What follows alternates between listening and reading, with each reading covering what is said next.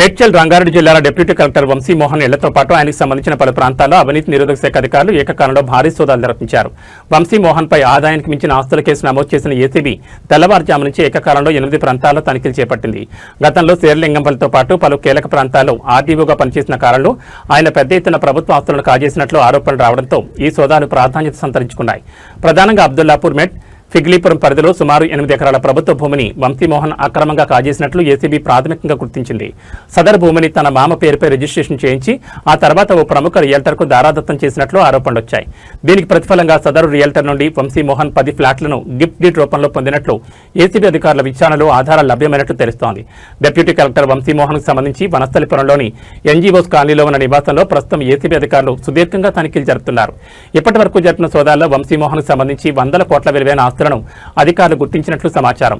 ఇళ్లకు సంబంధించిన దస్తావేజులు, బ్యాంకు లాకర్ల వివరాలు, నకిలీ రిజిస్ట్రేషన్ల పత్రాలను అధికారులు స్వాధీనం చేసుకుని పరిశీలిస్తున్నారు.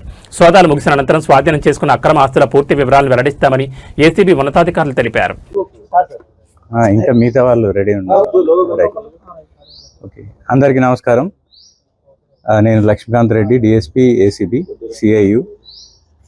మేము ఈరోజు ఈయన ఎవరైతే ఏవో ఉన్నాడో వంశీ మోహన్, ఈయన డిప్యూటీ గ్రేడ్ కలెక్టర్ యుఎల్సి డిపార్ట్మెంట్లో మేడ్చల్ మల్కాజ్గిరి నందు పనిచేస్తున్నాడు ప్రస్తుతము.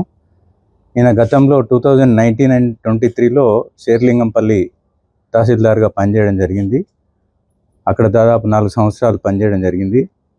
ఈ క్రమంలో ఈయనపై కొన్ని భూములకు సంబంధించిన లావాదేవీలకు సంబంధించి కొన్ని అనుమానాస్పద ట్రాన్సాక్షన్స్ ఉన్నాయని చెప్పి ఫిర్యాదు ఉండడం వల్ల మేము ఈరోజు ఈ సోదాలు అనేటివి నిర్వహిస్తున్నాం. ప్రస్తుతానికి ఈ సోదాలు డిఫరెంట్ ప్లేసెస్లో కొనసాగుతున్నాయి. ఈ సోదాలు పూర్తి అయిన తర్వాత దానికి సంబంధించి మనకు ఉన్నటువంటి రిజల్ట్ని బట్టి దాని ప్రకారం యాక్షన్ తీసుకోవడం జరుగుతుంది. ఈ సిటీలోనే కొన్ని ఇతర వీళ్ళ సంబంధించిన రిలేటివ్స్ ఇండ్లలో చేస్తున్నాం. అదేవిధంగా వీళ్ళ మామగారి ఇంట్లో కూడా వేరే డిస్టిక్లో అక్కడ కూడా జరుగుతూ ఉన్నాయి. ఇవి సాయంత్రానికి కానీ పూర్తి కాలేవు. సాయంత్రం వరకు కూడా ఇంకా కంటిన్యూ అవుతాయని చెప్పి భావిస్తున్నాం.